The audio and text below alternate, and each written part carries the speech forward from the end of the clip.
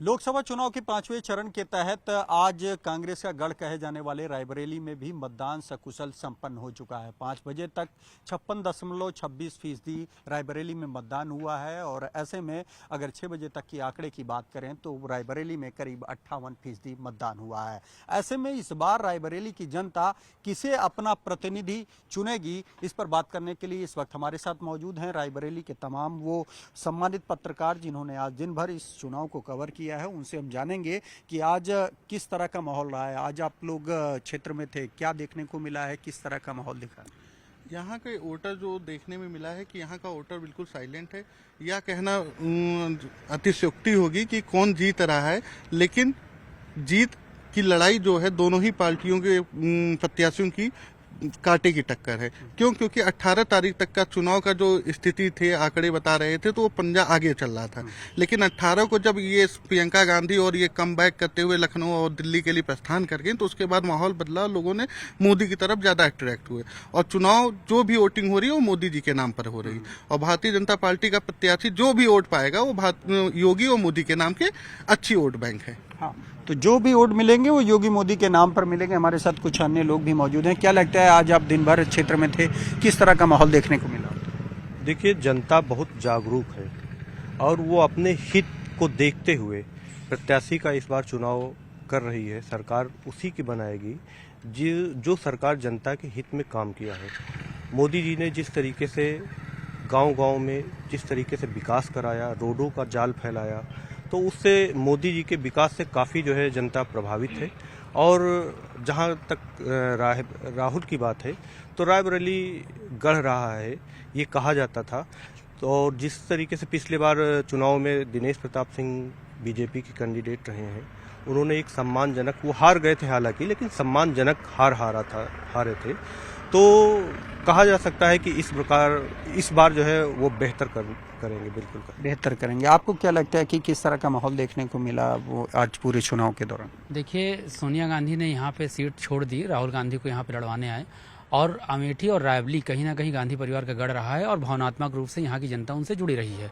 दिनेश प्रताप सिंह इस बार फिर से जो है कैंडिडेट हैं, लेकिन एक चीज़ देखनी जा सकती है कि जब टिकट फाइनल हुआ था तो दोनों ही लोगों को डर लग रहा था, दोनों ही पार्टियों को। दोनों ही एकदम लास्ट में अपना टिकट फाइनल किए, एक दूसरे को देख रहे थे आखिर कौन किसको टिकट दे रहा है। राहुल गांधी ने तब अपना टिकट फाइनल किया जब दिनेश का टिकट फाइनल हो गया। तो इस समय जो माहौल चल रहा है, प्लस तो राहुल गांधी ही देखे जा सकते हैं क्योंकि रायबरेली गढ़ है गांधी परिवार का। लेकिन दिनेश प्रताप सिंह, हालांकि योगी और मोदी के नाम पर उनको जो मिल रहा है उससे टक्कर ठीक ठाक है, लेकिन फिर भी जो भारीपन है वो राहुल गांधी के पास ही है। तो क्या दिनेश प्रताप सिंह का खुद का व्यक्तिगत वोट नहीं है, सारे वोट मोदी योगी के नाम पर ही मिल रहे हैं? देखिए, उनके पास व्यक्तिगत वोट है क्योंकि जिला पंचायत लंबे समय से उनके पास है और हर एक गांव में उनकी एक टीम है।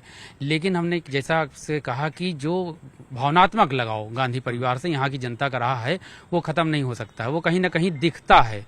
जैसे प्रियंका गांधी ने यहाँ पे कैंपेन किया और राहुल गांधी से बेहतर वो मानी जाती हैं लोगों को आकर्षित करने के मामले में, तो उन्होंने भावनात्मक बयान दिए, भावनात्मक चीजें की, तो कहीं ना कहीं जनता उनसे आकर्षित भी है। लेकिन योगी और मोदी के नाम पर जैसे बुलडोजर लोग पसंद कर रहे हैं, एनकाउंटर लोग पसंद कर रहे हैं, ठीक, और अनाज लोग पसंद कर रहे हैं, उसका भी प्रभाव पड़ेगा। लेकिन वो प्रभाव रायबरेली में थोड़ा सा कम दिखाई दे रहा है। तो जैसा कि आपने सुना कि कांग्रेस का गढ़ है, तो कहीं ना कहीं गांधी परिवार की एक भावनात्मक अपील का भी प्रभाव पड़ा है। आप क्या कहना चाहेंगे आज पूरा दिन इलेक्शन में? देखिए, रायबरेली का जातीय समीकरण जो जैसे 34% दलित है, मुस्लिम मतदाता है, तो प्लस पीडीए, जो पीडीए बना हुआ है अखिलेश यादव इंडिया गठबंधन में, तो ये कहीं ना कहीं जो है वो बीजेपी को नुकसान कर रहा है।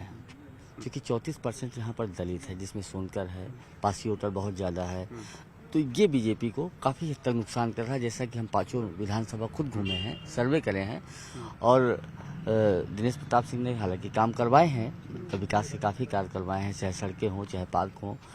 लेकिन ये जो सोनिया गांधी की एक स्पीच थी कि अभी तक आपने जो मुझे प्यार दिया है वो मैं आगे भी उम्मीद करती हूँ, अपना बेटा रायबरेली की जनता को सौंप के जा रही हूँ, तो इस स्पीच के बाद कहीं ना कहीं वो भावनात्मक रिश्ता एक बार फिर जुड़ गया और चुनाव में राहुल गांधी भारी पड़ रहे हैं। आपने क्या देखा आज पूरे चुनाव में? जी हाँ, मैं कहना चाहूँगा रायबरेली सीट हार्ड सीट मानी जाती है कांग्रेस की, लेकिन बात करें चुनाव की तो चुनाव में भारीपन देखने को मिल रहा है कांग्रेस को कि ताकि जो है वो रायबरेली हार्ड सीट मानी जाती थी।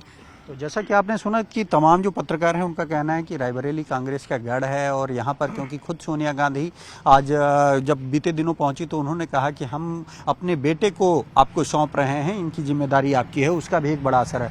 मोहन हमारे साथ मौजूद है। मोहन भी आज तमाम मतदान केंद्रों पर गए। मोहन, आपने क्या माहौल देखा? देखिए, जो माहौल है, जो गढ़ की बात कही, जो भावनात्मक लगाव की बात कही, उसका कुछ ना कुछ तो असर रहेगा। लेकिन दिनेश सिंह के पास लंबे समय से जिला पंचायत है, वो तीसरी टर्म एमएलसी हैं और लोकल बॉडी से एमएलसी हैं, जो गांव और जो लोकल जो लोग जो सभासद हैं, जिला पंचायत सदस्य हैं, बीडीसी हैं, ग्राम प्रधान हैं, जो नब्ज होती है वोटर की, उनके बीच में उन्होंने काम किया है। लगातार 2010 से वो काम कर रहे हैं और जब से प्रदेश सरकार में मंत्री हो गए उसके बाद उस जो काम जो धीमे गति से था वो उस काम की रफ्तार बढ़ी। तो उस रफ्तार का कितना असर होगा वो तो 4 तारीख को पता चलेगा। लेकिन कहीं ना कहीं उनको एज जरूर है, लेकिन अब एज कितना है ये तो 4 तारीख को ही पता चलेगा। और गंभीर इतना है कि उनके पूरे परिवार के लोग, उनके भाई, उनके बेटे, उन्होंने भी पूरा चुनाव कैंपेन किया और आज भी एक बूथ पर गए।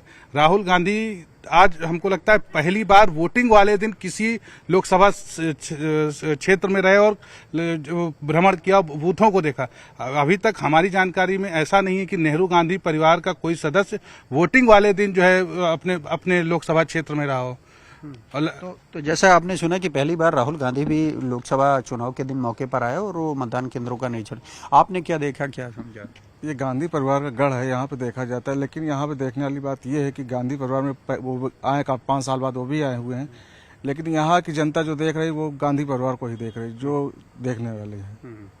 तो जैसा कि आपने सुना कि ये वो तमाम पत्रकार हैं रायबरेली के जिनका कहना है कि भले ही यहाँ पर बीजेपी के उम्मीदवार दिनेश सिंह मंत्री हों या फिर उनके परिवार के लोग, उनका पंचायत में दबदबा हो, लेकिन क्योंकि गांधी परिवार से रायबरेली दशकों तक जुड़ा रहा है तो एक भावनात्मक रिश्ता भी रायबरेली और अमेठी का गांधी परिवार से रहा है। और यही कारण है कि रायबरेली में एक बार फिर से गांधी परिवार को एज मिलता हुआ नजर आ रहा है, राहुल गांधी को एज मिलता हुआ नजर आ रहा है। हालांकि ये एज कितना होगा ये आने वाला 4 जून बताएगा, लेकिन फिलहाल जो टक्कर है वो दोनों के बीच देखने को मिल रही है। कैमरामैन रवि गुप्ता के साथ राजीव प्रताप सिंह, न्यूज़ 18 रायबरेली।